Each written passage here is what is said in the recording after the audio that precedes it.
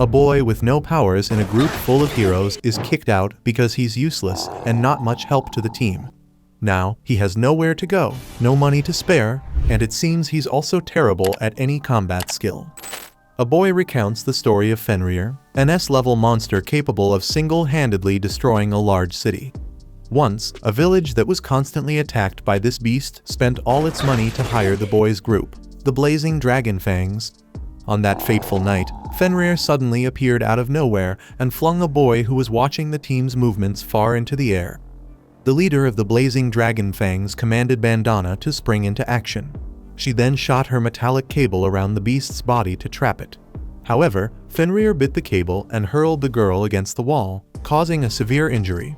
The group's healer quickly sprang into action to restore their ally. Back in the fight, Bandana immobilized the wolf again, allowing the leader to strike the beast with his flaming sword, setting it ablaze and securing victory for the team. According to the boy narrating the story, Bandana was the Swift Ranger, Marlefis the Priestess, and Golnova the Fiery Warrior. After defeating Fenrir, the Blazing Dragon Fangs became local heroes. The boy who was removed from the fight at the outset, and who tells us about this battle, believes his story is somewhat unusual, that of a powerless man among heroes, performing menial tasks on a journey to save the world. After their well-deserved victory, the team enjoyed a hearty meal. However, after biting into a piece of meat, Golnova declared it trash and tossed it away, complaining about the village's poor food quality. The youngest boy hurried to clean up the mess the leader had made, so Golnova demanded that Kerr cook something decent for him. With a smile, the young lad assured he would handle it, while Bandana noted they should enjoy it as it would be their last meal from Kerr. The young boy, puzzled, asked what they meant by that, to which Golnova bluntly stated the kid was too slow to realize he was being fired, as he was so feeble he couldn't even kill a cramping slime pup. Marlefis reminded him that according to the laws of this world, teams must consist of 4 members, meaning if they truly wanted to become stronger, they needed to recruit a high-level mage to raise the team's caliber. Not missing the chance for a pun, Bandana pointed out that although Kerr might carry their baggage, he was ironically the biggest baggage of all. As a last resort, Kerr literally begged the leader for mercy to stay on the team, but Golnova kicked him in the stomach and told him to shut up. Following this, Kerr reflected that his story was all too common, that of a powerless boy who traveled with strong heroes until he was dismissed and had nowhere else to go.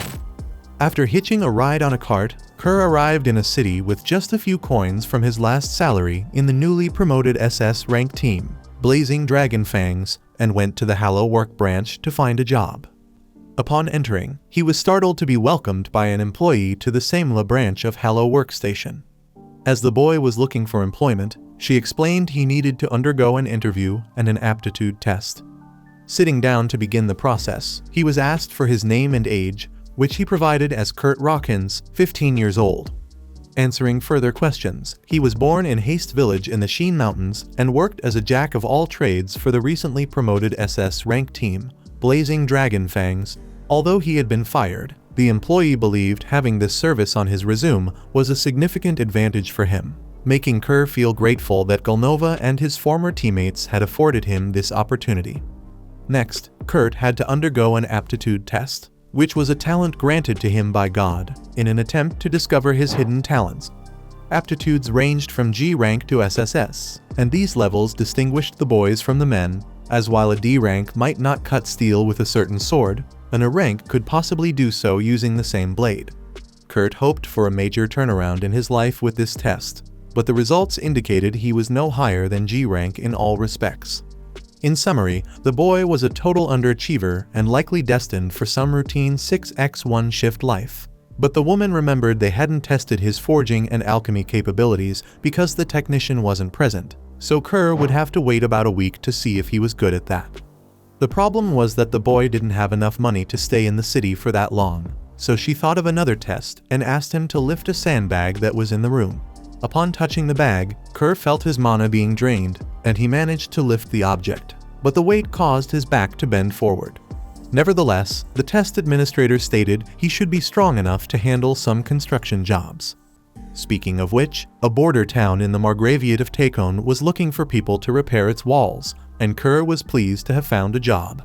Later, as he approached the construction foreman with the introduction letter he had been given, the man glanced at the lad's frail frame and doubted his capability. But since he was short on personnel, it would have to do. Thus, he passed the instructions to Kerr to make cement and repair the wall.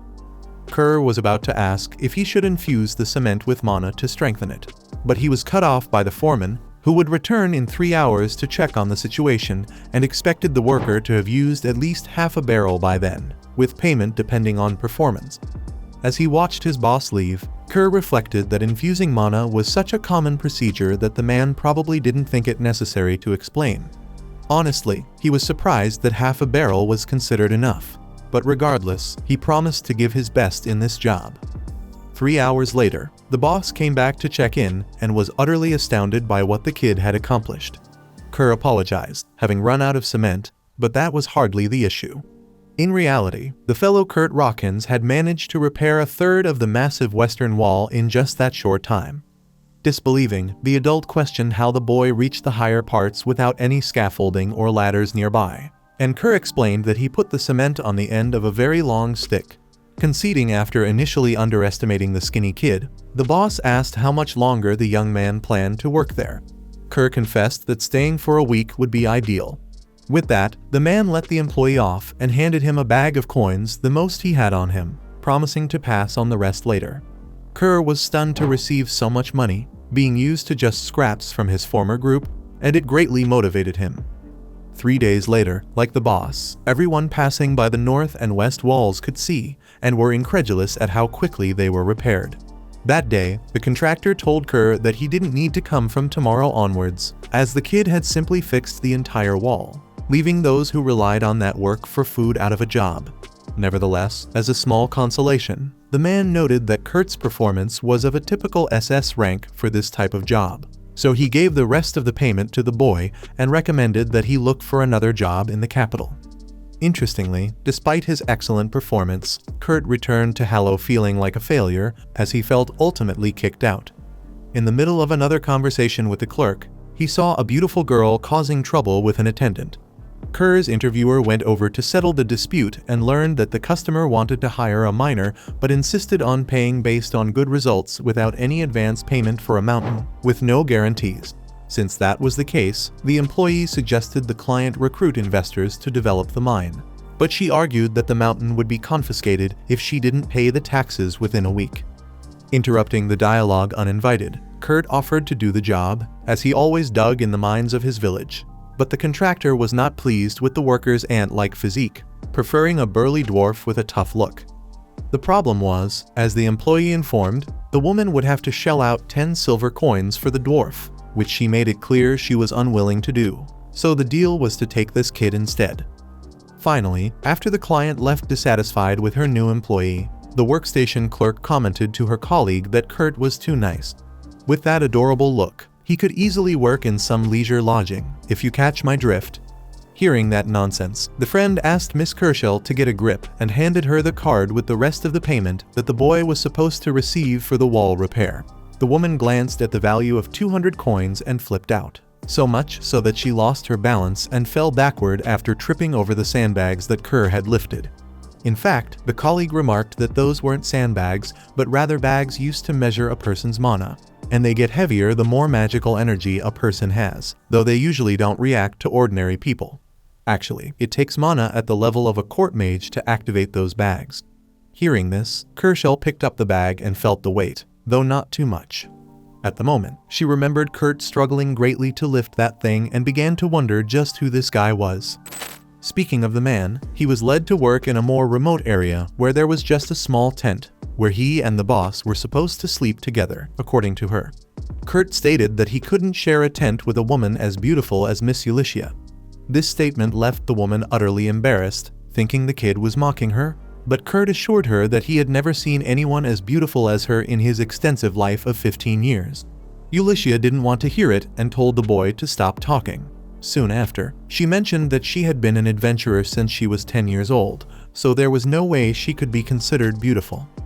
With that, she handed the employee some poorly wrapped food, and Kurt thought it was great, considering it had been a long time since anyone had cooked anything for him. He thought to himself that Golnova and the others never ate with him, unlike this new boss who seemed pretty cool. At night, lying awake, the boy couldn't sleep and decided to turn to see if the boss lady had fallen asleep. When he laid eyes on the boss, he noticed she was only wearing underwear on the lower part of her body, forcing the poor kid to cover his mouth to muffle the squeak he let out. After that, he lamented that Ulysses was so naive. After all, he was a man. Pretending to be asleep, the woman thought to herself that she had used exactly that strategy to find out if Kurt was the type to attack her. But he turned out to be really nice, as well as handsome and fun to tease. The next day, she found out that her employee had slept outside the tent all night and noticed that he had fixed the button on her coat. Grateful, Ulysses thought maybe Kurt was in the wrong job. But since he was there, she announced that they would start work soon, as she needed to earn 10 gold coins that week. For that, she planned to start digging somewhere nearby. But Kurt pointed out that she wouldn't find any ore if she just dug randomly, and that it would be better if he took a look to see if he could find something. As the boss finally gave in, the miner discovered a crystal that alone must be worth about 3 gold coins. Some time later, Kurt examined the surrounding rocks in record time and extracted a large quantity of crystals. Impressed, the boss asked if the next step was to sell these items, but he explained that all but the first were too small to be of much value. The real deal was to transform them into magical crystals. Ulysses thought there were fewer than 10 magical artisans in the kingdom capable of this service, but in a matter of seconds, her new employee performed the process with monstrous ease, usually taking an hour to complete. As night approached, Ulysses bid the boy farewell to sell the magical crystals and planned to return the next morning, while Kurt decided to stay and do some things around there. Watching the boy wave goodbye, the woman struggled not to melt from the cuteness of the lad. Upon arriving in town to sell the items, Ulysses was asked at the counter about the documents for selling foreign crystals, but she informed them that these were produced domestically. Confused, the soldier asked which workshop she belonged to, so she showed a necklace proving she was an adventurer directly serving the royal family. With that, she gained access to a teleportation stone to go to the capital. Since Ulysses was a former adventurer who served the royalty, these people wouldn't believe her even if she told the truth. Next, Ulysses visited a friend and asked her to buy some of the crystals. The girl assessed that the shine of one of the sample pieces wasn't very strong, so it probably wasn't worth much, perhaps about 10 silver. Ulysses had anticipated some negative surprise due to the short time Kurt needed to imbue mana into the items, but suddenly, the buyer reevaluated the crystals and decided she was willing to pay 10 gold just for that crystal, because it contained 10 times more mana than usual, and the shine wasn't strong because the crystal had been treated to prevent mana leakage from inside. Having 50 crystals, the buyer placed a bag with 500 gold on the counter without hesitation, but asked for 2 things from her friend. Firstly, she must not sell these magical crystals anywhere but in this store, as it would not be in the kingdom's interest to have such powerful crystals circulating regularly on the market. Secondly, she asked Ulysses to disclose who performed the mana imbuing process on these items, but Kurt's boss refused to provide employee information without his permission. At this, with a mild show of authority, the shop owner reminded her that she was a court mage with the status of an honorary count, meaning this was an order. However, Ulysses argued that she no longer served the royal family and did not have to obey such an order, so the friend gave up and only asked her to ensure that the responsible party did not leave the country, and to inform him that she was offering him the position of director of a royal magical technology research laboratory, with the title of honorary baron or even honorary count. After leaving the store, Ulysses tried to grasp how she had just acquired 500 gold and how that boy could become a count out of nowhere. Unable to get it out of her head, she returned to the workstation to ask Kershal about Kurt. Interestingly, the clerk also wanted to know a few things about this boy. Initially, she tried to protect the client's privacy, but when Ulysses showed her crest, the girl revealed that Kurt was from the Blazing Dragon Fangs, but had been fired and now had earned 200 gold by fixing a wall alone in the Margraviate of Takon. Speaking of money, the former adventurer asked the employee to deposit 499 gold in Kurt's account and ordered her not to divulge any information about the boy. Hours later, Ulysses returned to where her miner was and discovered that he had built a wooden house on the site in less than a day. She asked him about it, and the boy found it normal, explaining that people usually do this in his hometown. In the next moment, we see the Flaming Dragon Fangs group struggling against a gigantic creature. Golnova asks to be healed after sustaining injuries in battle, but Marlefus simply cannot do it. As he blocks the attacks from the evil tree, the leader asks if the newcomer can't use fire magic, but the boy complains that Golnova himself said he was capable of it. Overhearing the argument from outside, Bandana thinks to herself that this group is finished. Following this, Kurt is shocked to learn that they want him to be the director of the Royal Magic Technology Lab, meaning he'll receive noble treatment. Ulycia explains that the person she asked to evaluate the magic crystals serves as a royal court mage as a hobby. Thus, Kurt acknowledges it's a great offer, but ultimately declines.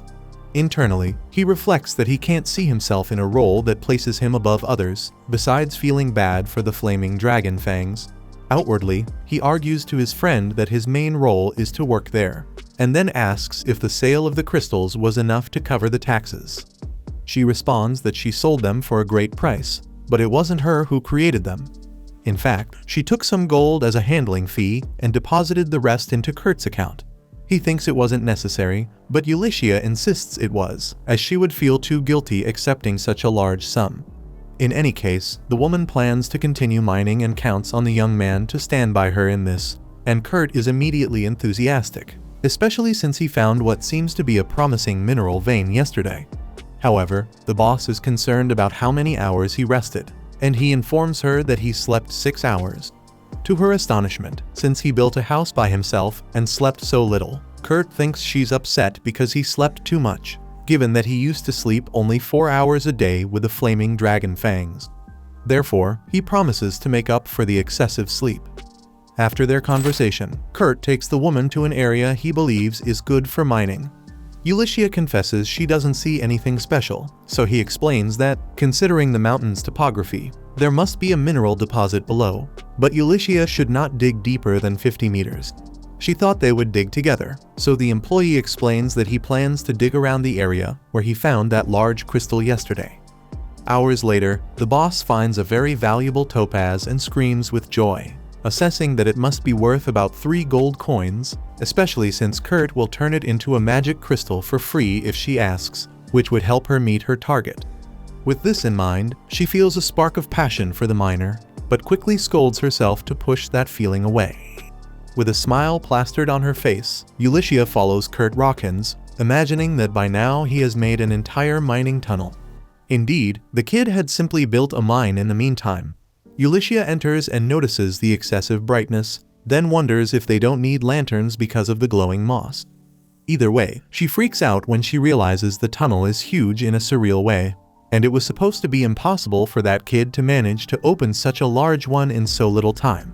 At that moment, the aforementioned arrives and laments that all he extracted were useless stones, along with small fragments of the mineral he's looking for. Ulycia takes a look at the useless stones, but acknowledges that they actually look pretty nice. Kurt agrees, but since they are plentiful, those mithril stones don't have much value. Upon hearing this name, the boss is incredulous. After all, mithril is not only more valuable than gold, but it's even more expensive than platinum. Curiously, Kurt mentions that this stuff is so common in the village he came from that people throw it away. Startled, Ulycia asks what mineral he was looking for, and he replies that it's orichalcum. The woman recalls that this is the legendary mineral known as the Metal of the Gods, and she didn't even know it existed in this mountain. Holding a sample, Rawkins mentions that it's possible to extract this thing anywhere, but only if you can dig very deep into the soil. Now unsure what to think, the woman asks if this guy managed to dig that much in 8 hours and then return to the surface, and he responds yes, as if it were the simplest thing in the world. And not only did he open the hole, but he also closed it because it was too dangerous to leave it open. That said, she attentively observes the surroundings and notes that the employee crossed the entire mountain with his tunnel. Finally, 2 days later, Kurt finishes mining and returns to Samela with Ulycia, and the tunnel he opened was capable of connecting this city with the city of Lord Takon. Therefore, Ulycia allows members of the Merchants Guild to use it in exchange for a maintenance fee, and the woman will be able to cover the taxes with this money. At some point, while walking on the street, Kurt is approached by Bandana, who tells him that she is no longer part of the Flaming Dragon Fangs after several things happened. She recalls that one day, Golnova ate at a popular restaurant and left without paying the bill because he thought the food was terrible. When he met Bandana on the street, he wanted to know if they still had the smoked meat Kurt had made, but she remembers that the team leader ate it all. Hearing this, the man points his sword at the subordinate and orders her to bring the kid back, and that it's okay to hurt him a bit if he refuses to cook. Calmly, Bandana assures that she will do what she can and, using her speed, she borrows the teleportation crystal from the boss without asking. After leaving the alley where she found Golnova, she sees guards looking for him because of the trouble at the restaurant, and thinks that Marlefus was lucky to have been called by the church. In the end, she was right. The group ended up going down the drain, and Bandana decides to visit the leader only when she feels like it. Reflecting on this, Bandana decides to put the whole ordeal aside and simply says she was dismissed, as she doesn't want her surveillance target to get tangled in this mess either.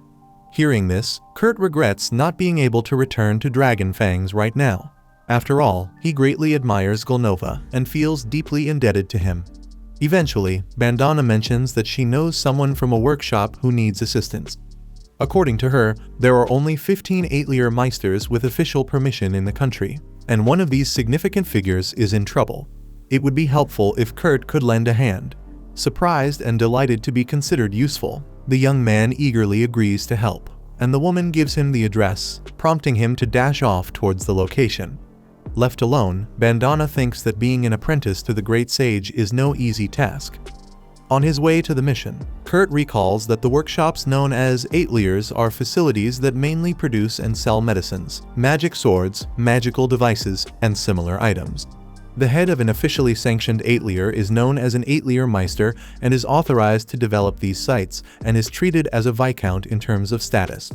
Honestly, the boy had no idea that such a person existed in this city. Soon, he arrives at the address written on the paper Bandana gave him. The house seems quite ordinary, but a sign reads Eitlier Ophelia. When he knocks, a very young girl, surely too young to be considered a master, answers the door. Seeing the human's astonished face, the girl thinks he's acting this way because he's not used to dealing with elves, so the boy explains that it's not the case and asks if she is the master of the Eitlier. She tells him she is just Michelle Lalacata, the boss's assistant. Kurt says he came to help on Miss Bandana's recommendation, and the assistant, thrilled to finally have some help, pulls him inside. Upon reaching the place of contention, Kurt pinches his nose due to the foul smell.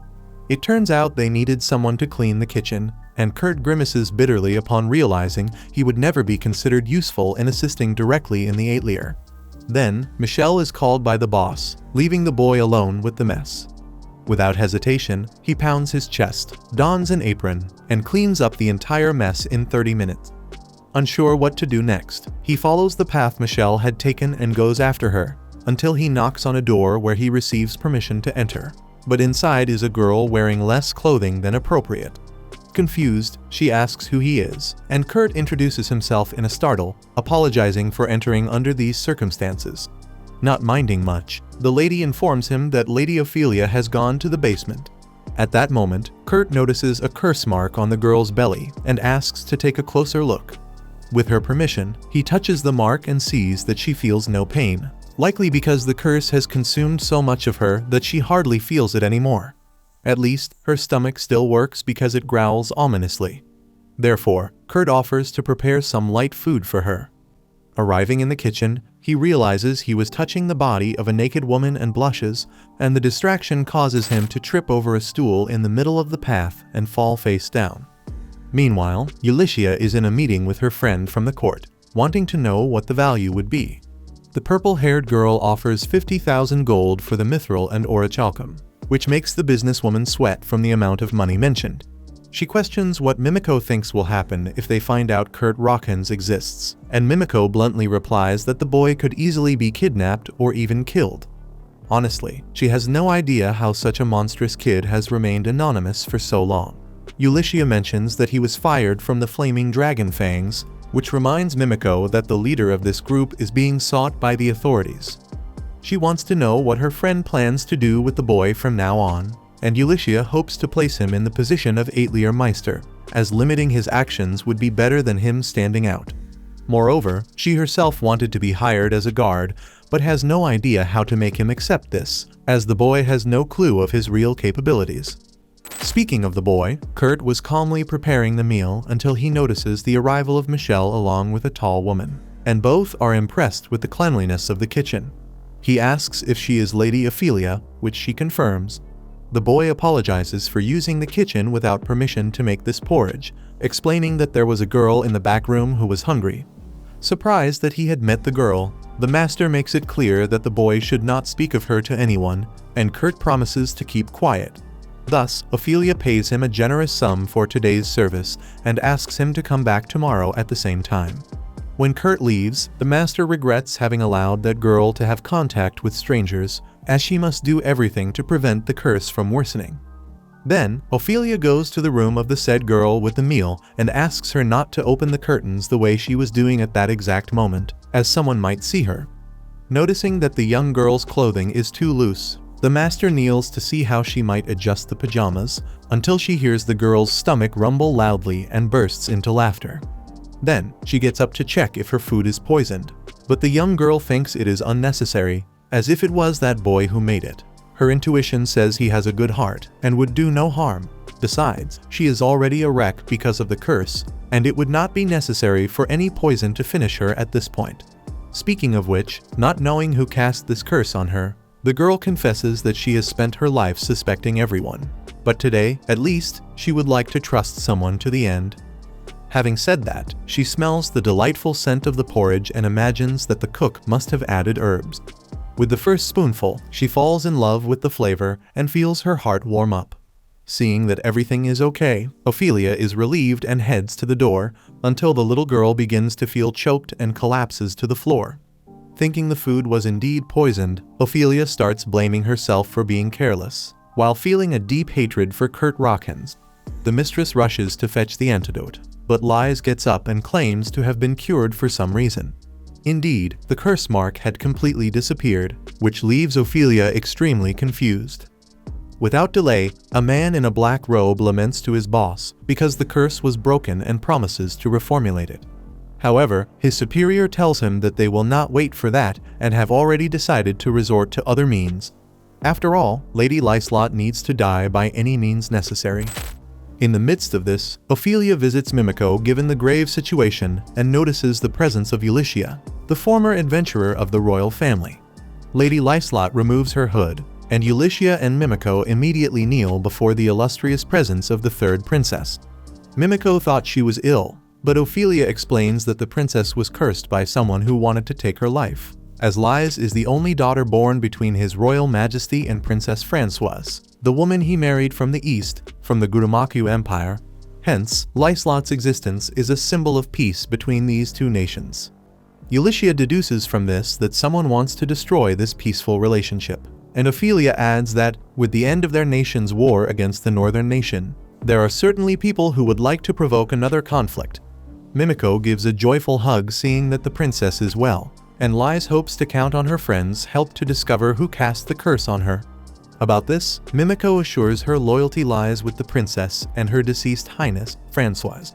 Having said that, she is surprised that Lies broke such a powerful curse, and the monarch joyfully shares that it was all thanks to a man named Kurt, which leaves Mimico and Ulycia astonished. Check out these videos appearing on your screen and subscribe so you don't miss the next part.